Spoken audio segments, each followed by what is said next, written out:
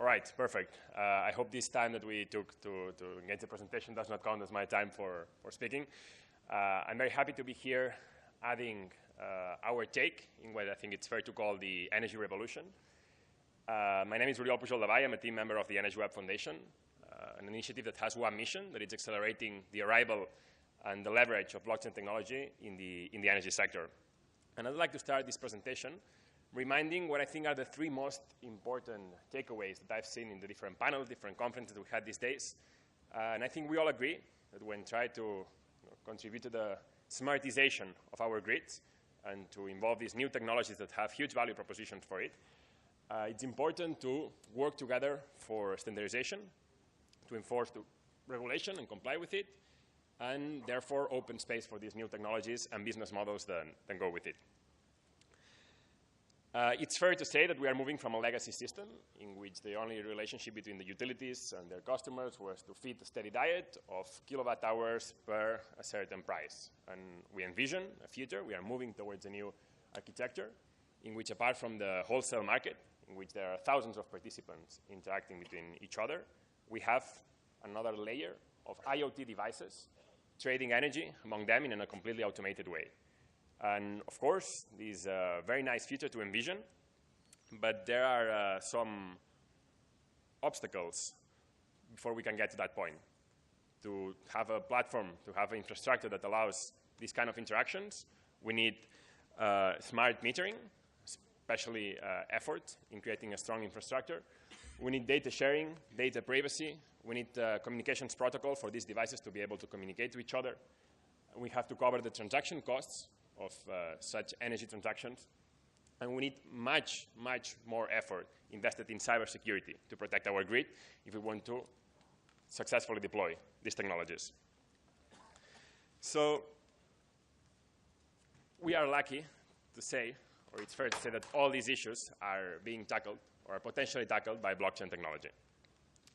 What we see here in the screen is a result of a survey that was conducted by the DINA, the German Energy Agency, and the ESMT, a local business school in Berlin. And it was conducted among 70 German top executives in the energy sector, trying to do an exercise of brainstorming of which applications have more potential for blockchain technology in the energy sector. They came up with more than 200 use cases.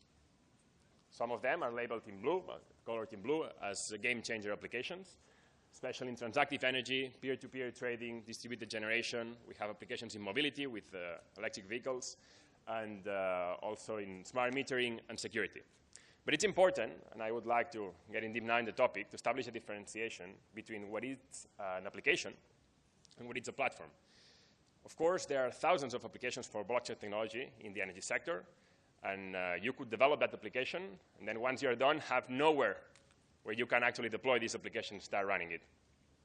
So what happened is that there was many initiatives trying to develop these applications, and then even developing a own blockchain, a private blockchain, trying to deploy these applications and start conducting it.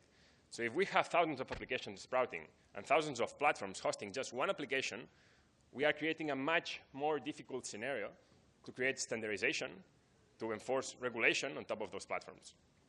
So this is clearly an efficient situation that has to be tackled. And that's exactly what we are doing with the ISGW Foundation.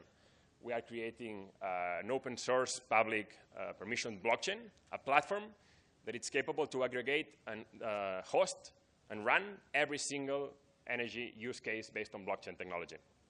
So to do that, what we are doing first is developing this base layer software infrastructure upon every application can be deployed.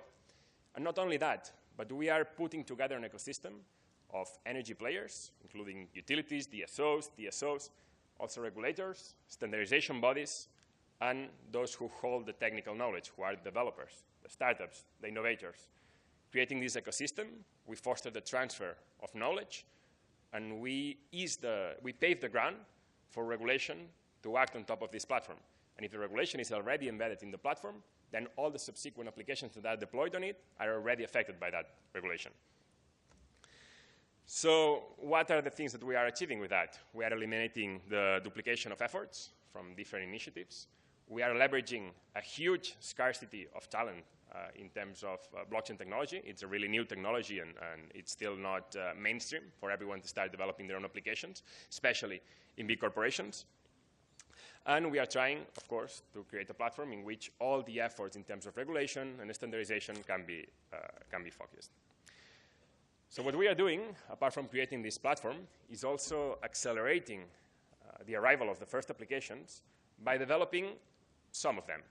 We are especially putting effort now in certificates of origin applications to completely change the way renewable energy certificates are issued, in transactive energy platforms to create a completely new paradigm in which the energy markets are organized, creating spot markets completely more flexible than now, being able to establish trades of energy at the edges of the grid up to 15 minutes ahead of time.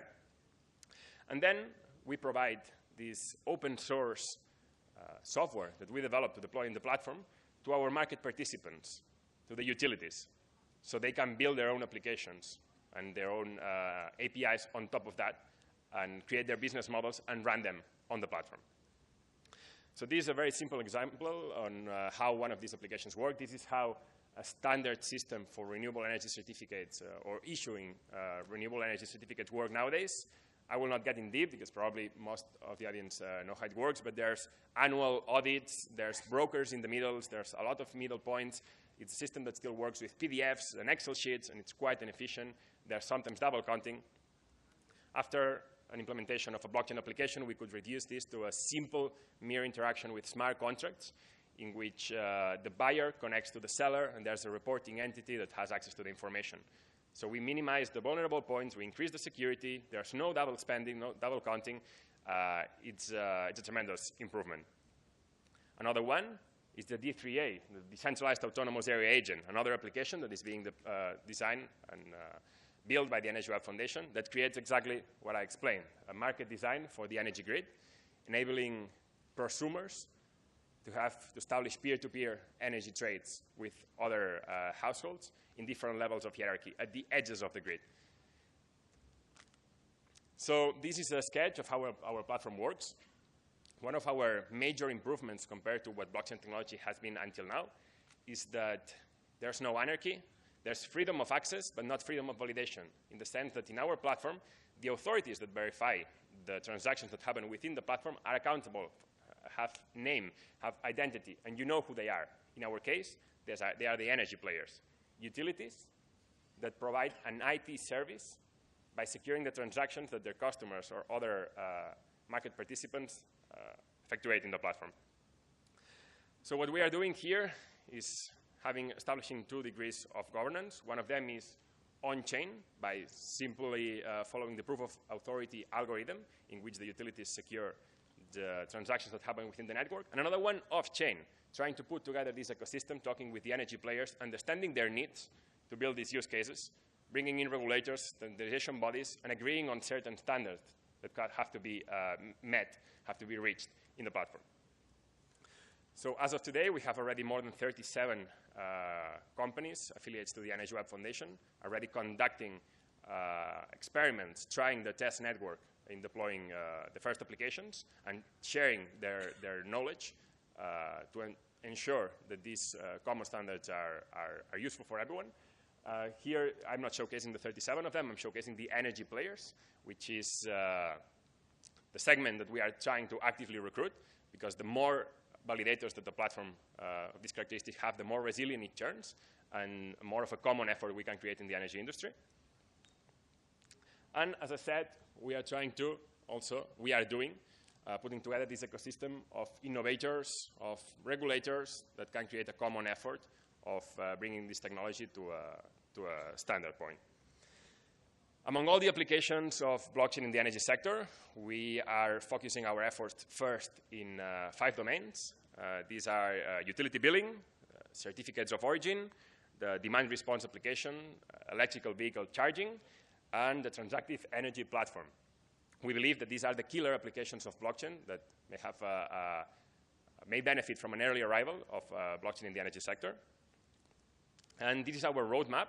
Right now, we are more or less in the middle of this roadmap, close to April 18, where our platform goes into beta phase. And then just 1 year after that, April 19, the platform goes completely live. And all these use cases that are being deployed in the platform, even by now, or by third parties, developers that are aiming to run in .NET, go completely public. So that was my presentation. Thank you so much for your attention. I hope I stuck to the time.